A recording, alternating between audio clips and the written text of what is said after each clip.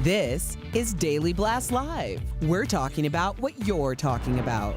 Real, honest, entertaining, live. DBL starts right now.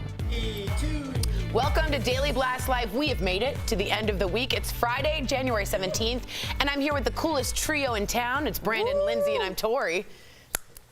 Okay. Al has the day off. Let's get right to it. 3 suspected neo-Nazis were arrested yesterday. So the FBI apprehended the men ahead of Monday's gun rights rally in Virginia. So the suspects are allegedly members of a fringe group known as The Base. So start to get to know that name. They were planning on attending Monday's rally. Fearing violence, the governor of Virginia, Ralph Northam, has declared a state of emergency after credible intelligence showed that armed militia and hate groups would be there. Here's part of what the governor had to say. They're not coming to peacefully protest. They're coming to intimidate and to cause harm.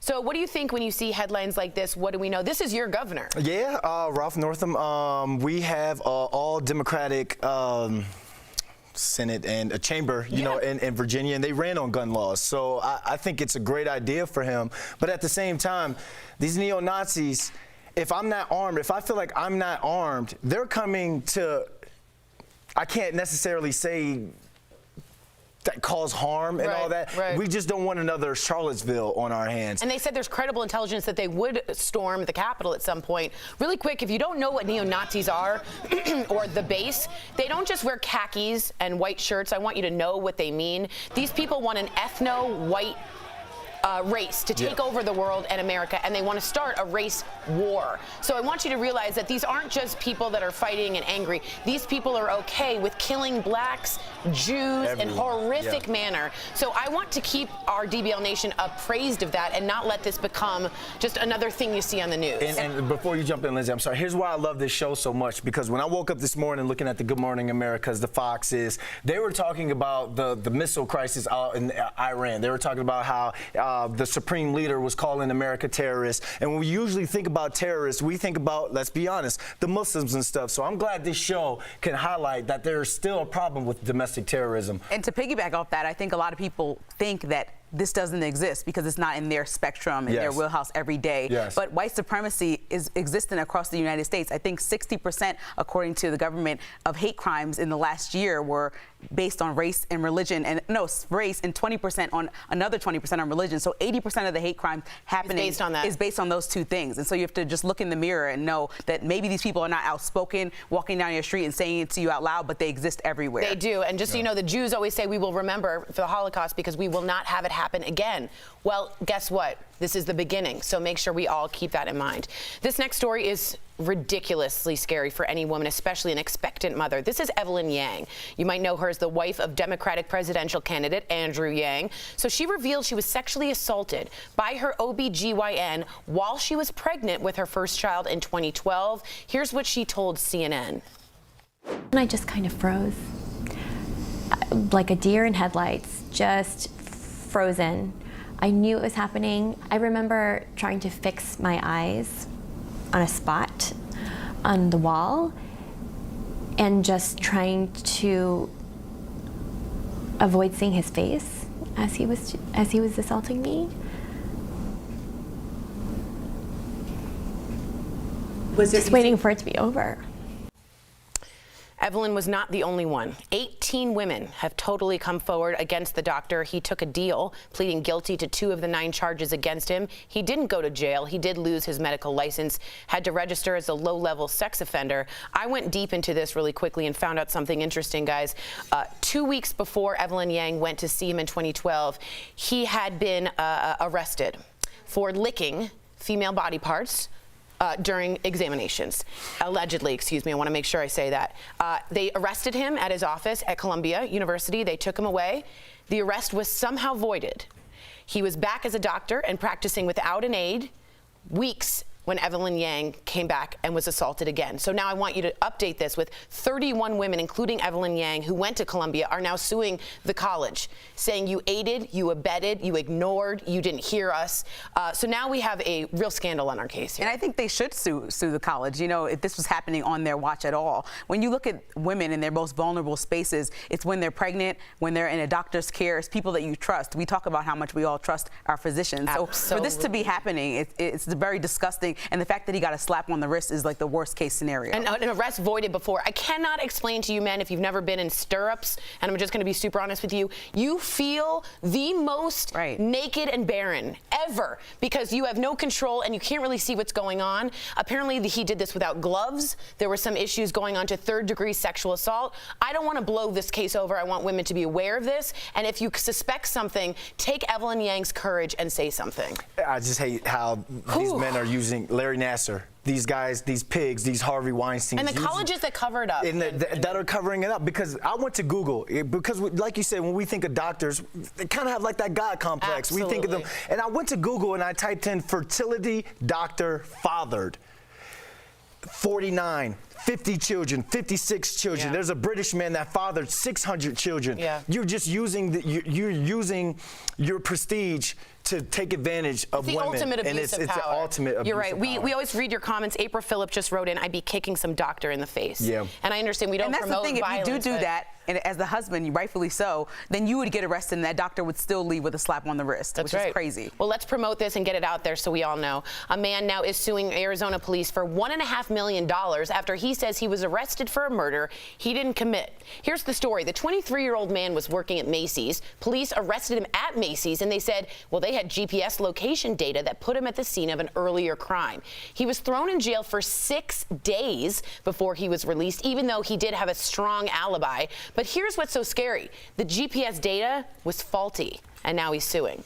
So this could happen to any of us. Let's just be honest. Is anybody else freaked out that Google, which is what we use for Google Maps, is also tracking you for the police? Yeah. Like, is that information I didn't read in the disclaimer? I never read the disclaimer. But I'm illegal. But that's still crazy to me. That's scary that, you know, they didn't have exact evidence and they went to him so confident. Like, no, you're the one. Yeah, and he had the same color car, I think, or make. And they're like, well, and they couldn't read the license plate. Right, so they're just like, I feel like somebody's going to get caught cheating and they're going to refer back to this case. Like somebody's girlfriend or wife's going to be like, well, it says that you're at Kathy's house. Cite this no, Google messed up, baby. You can't rely on Google geotag. That's true, but to be honest, I could have taken someone's phone and it could have been me with the phone. Yeah. You don't know it's that person. And I understand why he's suing. He literally got fired from Macy's and then tried to get hired again at other jobs, and they keep background checking him, and his case is pending on something that he didn't do. God, and guess what? When you background check, guess what you search on? What search engine do you use? Google. Wow. Come on, made it full circle. All right, this is very strange. Travelers at Miami's airport got a big surprise earlier this week. It was all caught on camera. A woman is filmed just strolling through the baggage claim at Miami International Airport, and she's just casually stripping off all of her clothes. At one point, a man tries to look, blocks the camera before you see the woman continuing to disrobe. Eventually, she actually removes all of her clothing. There's the man interrupting, trying to get a look-see. Later, she was seen then jumping on top of a cop car. Well, the woman was taken into custody and held for an involuntary mental health evaluation. You know what's funny about this story? I read it and was like laughing, and then I read at the very bottom the mental health, and I'm like, I can't sit here and promote dealing with mental health real and then laugh at someone who has an issue. I really hope that I don't hope she has an issue, but if she's doing this just to get follows or something stupid like that, I really would be frustrated if that's what we find out, because this is Miami. I know we've all been in Miami. Miami gets a little hectic, so I wasn't so surprised that this happened in Miami. I was surprised that it happened at the airport. At the airport? Yeah. She'll be on Howard Stern next week. All right, we'll see. I hope not. We've got to give a big DBL shout out to Betty White. Today is her 98th birthday. Excuse me. She deserves a clap. She's celebrating at home with her longtime friends and stepchildren, according to an unnamed source. But check out this video from Ryan Reynolds and Sandra Bullock. Happy birthday to you. Happy birthday to you. Happy birthday, dear Betty. From Sandy, who loves you more than Ryan. From Ryan, who loves you so much more than Sandy. Happy birthday. What does Sandy do for you every year? I mean, does she like show up and hand deliver flowers for you, and 2. you're wearing nothing but black socks and a dozen gold bracelets, just like you requested? You. Doubt it. I love it. They all did a movie together called The Proposal. She's not the only pioneering woman, though, with a birthday today. It is also former First Lady Michelle Obama's special day. She turns 56, and everyone's talking about these super sweet photo booth pictures her husband posted to Twitter, hashtag couple goals, no joke. I also want to let people know in 2016, Michelle Obama got her PhD in law, making her the most educated First Lady in United States history. Yeah, but you're going to let her upstage you like that? Your birthday was Sunday. Where was I your also photo? had a birthday. Where was your photos at? And Where was my Barack Obama? How come no one sung for Tori like Ryan Reynolds did, huh? Happy birthday. I'm kidding. DBL's live. We're coming up. You will sing later. Book a trip around the world without buying a ticket. The BBC is highlighting the wonders of Mother Earth in a new show you got to check out. You, the viewer, you're our fifth host. Does bad news freak you out? There's a name for it. Headline stress disorder. We're sharing your comments coming up next.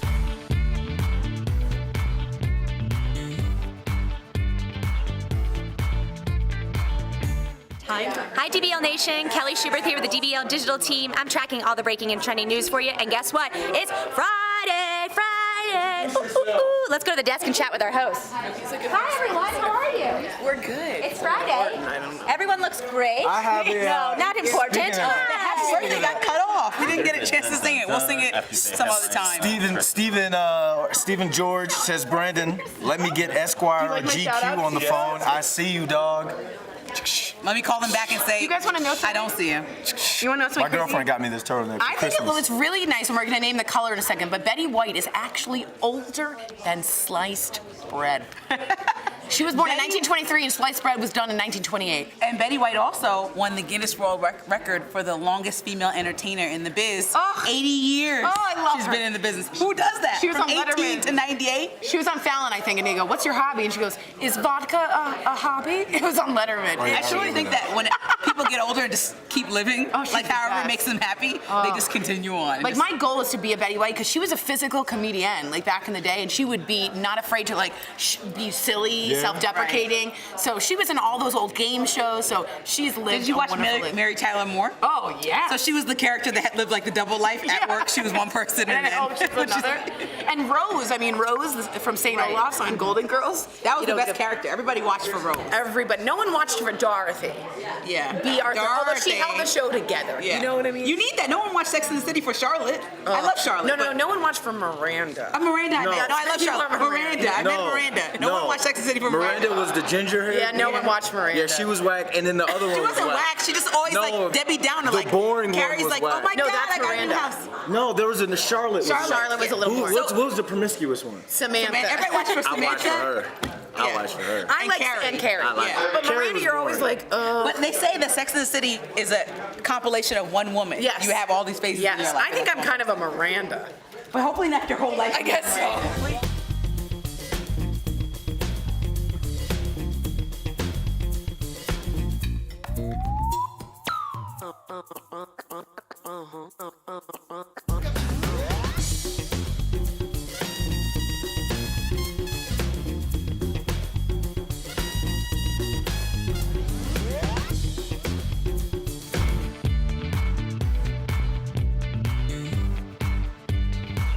Welcome back to DBL. It's time for Fifth Host with news literally at our fingertips. Doctors have come up with a new diagnosis. It's called headline stress disorder. Bum, bum, bum.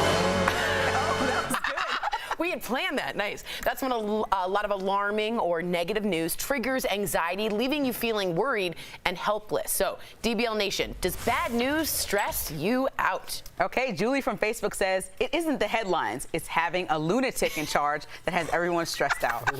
Man, I thought we weren't going to talk about Trump today. Listen, I really do. I worked in news for years, and so you get stressed out by constantly seeing this news. And sometimes I do have to take a break. Even like right now, I haven't been on Instagram in a while. You just take a break from social media, from news, and you come back to it with an open mind because you need to know what's going on and stay informed. But it's also good to step back for a minute. That's nice. All right, Brendan from Facebook says, I have the news on 24/7, 365. I'm addicted and I don't want to miss a thing. I hope you're watching DBL. We shoot 6 live shows a day and you can't get any stress disorder with this show. My boss is right there. I hope I get a raise. But I look at it, I agree, because every time you watch the news, you see someone go, the first thing someone says is, where is this world coming to? What's going on in this world? It's been like that for a long time, but like you said, we do have our news at our fingertips. So after a long day here at DBL, when we do these hard-hitting stories, I go home and honestly, I either watch Planet Earth or some sort of Earth documentary or Family Guy, because I just want to decompress from it. I'm watching Family Guy too now. Family Guy is awesome. That's amazing. Well, Max from Facebook says, frankly, this wasn't a problem for me with prior administrations. Max, I think that's a really good point, but I want you to think a little bit more contextually. That's because when we had a civil war in 1863, Twitter wasn't there. Imagine half the country literally going to war with each other and having Twitter. It's not that the things have changed, it's that the way we get our information has changed, and it's constant. I read a book called Indistractable, and it literally shows you how to change your phone screen so it's not always popping up with notices. I've been having a lot of anxiety from the show. I've been very open about it with Trump and all of that. I also thinking of having kids, and this world is very, very scary. And so there's a ton of anxiety on me. So I definitely have this disorder. Go ahead, Linz. Okay, Shauna from Facebook says, sometimes you have to unplug and go for a walk. Yeah. We're on overload and we have to make a conscious choice to tune out sometimes. Yeah, I agree. And sometimes it's really heavy. Like even when Trayvon first was killed, and then there was a slew of African-American killings after that, I worked in a news building and I literally didn't turn on the TV when I left because the news was too heartbreaking every single day. So I think that sometimes you really do have to just say, I'm not going to do this today. Matt, yeah, go ahead. Let's get this last one. Jennifer from Facebook says, 2019 was the year of headline stress disorder. Well, guess what, Jennifer? 2020 is too blessed to be stressed. That's all. Like you just have to, at these times, you got to look at the things that are positive in your life, you know, because we can't stop life from happening. And also, I read somewhere, if you close your social media at like 6, like it's a shop, you have to explore other ways of entertaining yourself. It's much healthier. Like Maybe think about that. Coming up on DBL, a new BBC show is opening our eyes to the wonders of the world. Take a de-stress break, like Brandon said. Brandon London chats with the man behind 7 worlds, 1 planet. That's coming up next.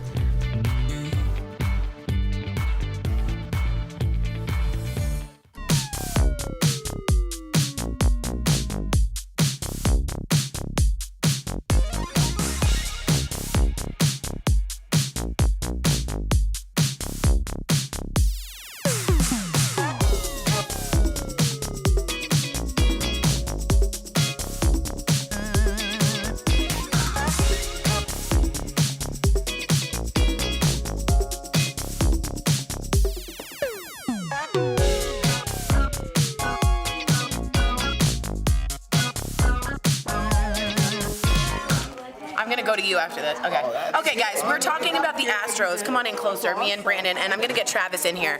So if you didn't know, the Astros are accused of cheating, and one way was having a camera in the dugout to get the signs from the catcher. When they heard or saw the signs, they would bang on garbage cans so that the batter would change hearing the 1 or the 2, right? Well, they kind of caught on to that. Travis has an update that I kind of want to give you on what we are allegedly hearing here. Travis, tell us what we just told us.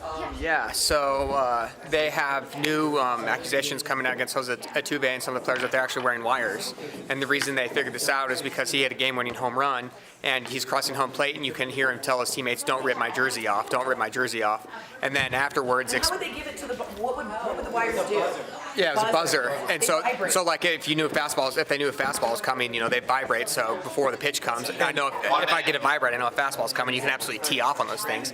And his batting average at home is so much better than it is away that it's unheard of. So it's when they're at home. And so, but he was saying that don't rip my jersey off, and his excuse was, I'm shy and my wife wouldn't like that. That's hooey. Thanks, Travis. You got it. Okay, well, that was from my...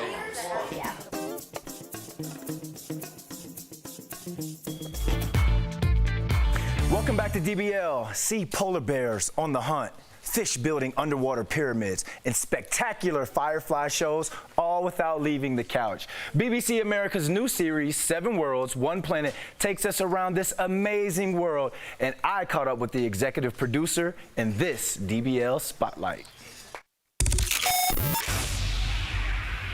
Dr. Johnny Keeling, welcome to DBL. Now, you explore 7 continents, including Australia. And since those devastating fires, what has happened to the animals that you all filmed? That's right. We film each of the 7 continents, and one of those in Australia, we've been in touch with the teams that we work with there, and thank goodness the animals which we filmed are okay, but obviously it's been really, really heartbreaking that I think up to 1 billion animals have been killed across that continent. Yeah, it's so sad when you hear that. Our prayers are out to Australia. Now, tell us about the spectacular firefly show that you filmed here in America, because I saw the trailer and it looks amazing. Yeah, that was filmed in the forests here in America, and it's just, again, I sort of knew that the fireflies existed, but I'd never seen anything like this before. This wonderful spectacle through the night, and it's just over the course of a few days that all the fireflies start kind of signaling to each other. So we've got this wonderful sequence of a kind of a light show, really, that happens every year that most people will not even know is going on in their country. Wow. In Virginia, we used to call them lightning bugs. Now, I've seen a lot of close calls when it comes to filming. Have you ever had any close calls? I definitely have. Actually, on the first Planet Earth series, which I worked on, we filmed lions hunting elephants at night.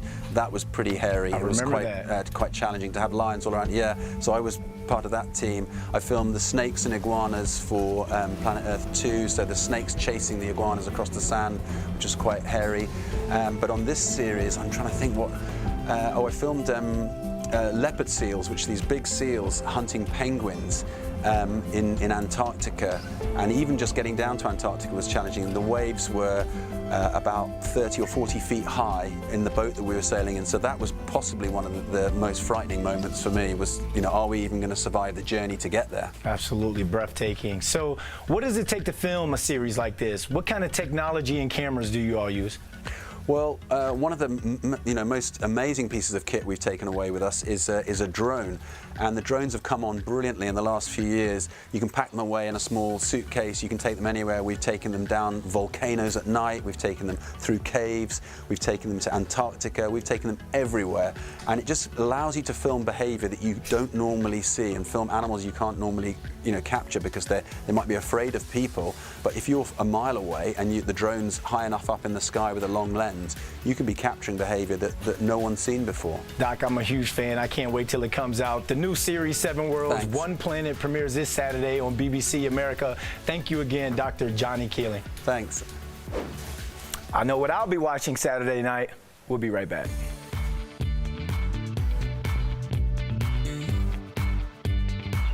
Promotional consideration is brought to you by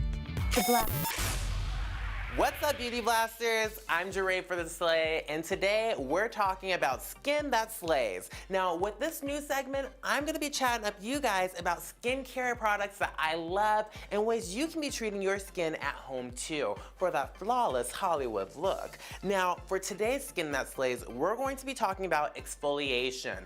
What is it? Why should you do it? And where can you do it at? I got all the answers for you guys here. So, number 1, what's exfoliating? Exfoliating is going to be the maneuver of helping to go ahead and remove dead skin cells or excess dirt or grime from the skin for that smooth, beautiful, radiant skin. Now, what this also does is help to make sure that any texture or any dark spots or anything like that are helping to be diminished slightly so that newer, fresher skin is coming up to the top. Now, what kind of exfoliators are there? There's 2 main types of exfoliators. The first one is an enzymatic exfoliator. Now, this guy is going to be more of a chemical reaction exfoliant. You're using 2 different ingredients or a couple different ingredients sometimes and rubbing it on the skin in a circular motion, and typically either peeling or maybe even a little bit of like a slight burning, nothing crazy, may happen to go ahead and remove that dead skin. One of my favorites for this is Peter Thomas Roth Firmex peeling exfoliating gel. This guy is amazing and it's wonderful for sensitive skin.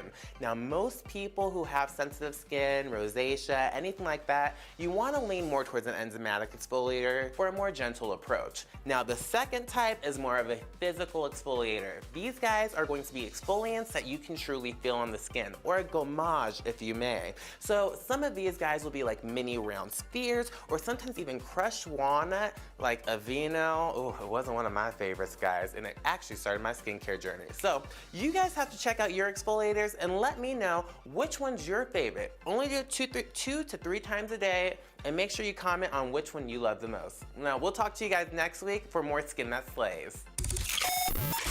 The U.S. government's Accountability Office says the Trump administration broke the law by withholding aid to Ukraine. The news comes just ahead of the Senate impeachment trial. Let's connect the dots. The GAO, a nonpartisan watchdog group, released a decision saying the White House Budget Office broke what's called the Impoundment Control Act, or the ICA. It is a 1974 law that limits the White House from withholding money that has been approved by Congress. The watchdog group says in the summer of 2019, the White House did just that. The GAO says it withheld security aid required by congressional law to go to the Ukraine. The group says the president is not able to legally hold back Congress-approved money to advance his own policies. They say it violates the ICA, meaning it breaks federal law. Democrats are using this decision to support their argument and the need for documents and witnesses in the upcoming Senate impeachment trial. In its defense, the Office of Management and Budget released a statement saying it disagrees with the GAO decision. It says, quote, their office uses its apportionment authority to ensure taxpayer dollars are properly spent, consistent with the president's priorities and with the law. The Senate trial is set to begin in earnest on. It's time to honor the DBL Star of the Week, and it all starts with 2 gamers 5,000 miles apart. So Aiden Jackson in England was chatting with his friend Dia Lathora in Texas while playing online games together. But then something went wrong. Dia noticed Aiden was making really odd sounds on his headset, and he became unresponsive. Turns out he was having a medical emergency. Next thing I knew, I was waking up with police and my parents in my room and saying that I just had a seizure. I had no idea what was going on. Dia knew Aiden's address, so she looked up the police phone number in his town and told them what was happening. Aiden's parents were downstairs, had no idea until police showed up at their door. They're all thankful for Dia and her quick thinking. Wow. I'm telling you, unreal. If you see something, don't, and you're like, it's in my bones, do not hesitate. The worst thing that can happen is you call and make kind of a little bit of a scene, but please do what this I love this story because we always hear negative stories about the kids on those headsets and video games, and this is a positive one where somebody called the police and something looking out for each other. Remember, one made a terroristic threat that we did a story on, so kudos to him. And now, let your kids play Fortnite, as long as they're doing a good thing. Every kid watching this is like, see, Mom? See? Well, we'll see you Monday, same time, same place. Have a good weekend. Remember, we're all facing that uphill battle we know nothing about. Bye, guys.